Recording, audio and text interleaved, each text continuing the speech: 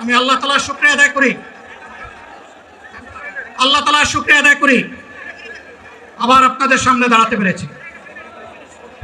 আমি বলেছিলাম দুর্নীতিমুক্ত বাংলাদেশ ইনশাআল্লাহ সবাইকে নিয়ে আমরা গড়ব।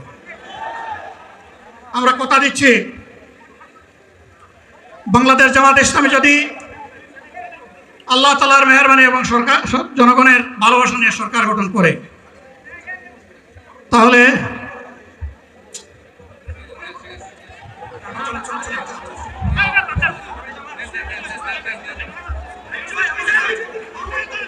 আপনাদের এই ড্রোনগুলো আলহামদুলিল্লাহ আরে আল্লাহ যত সময় আয়াত দিচ্ছেন, আল্লাহ যত সময় আয়াত দিয়েছেন তত সময় মানুষের জন্য লড়াই করবো ইনশাআল্লাহ। এ লড়াই বন্ধ হবে না। বাংলার মানুষের মুক্তি অর্জন হওয়া পর্যন্ত আমাদের লড়াই অব্যাহত থাকবে। বলছিলাম জামাতে ইসলামী যদি আল্লাহর ইচ্ছা এবং জনগণের ভালোবাসায় বাংলাদেশের মানুষের সেবা করার সুযোগ পায়, তাহলে মালিক হবে না, সেবক হবে ইনশাআল্লাহ।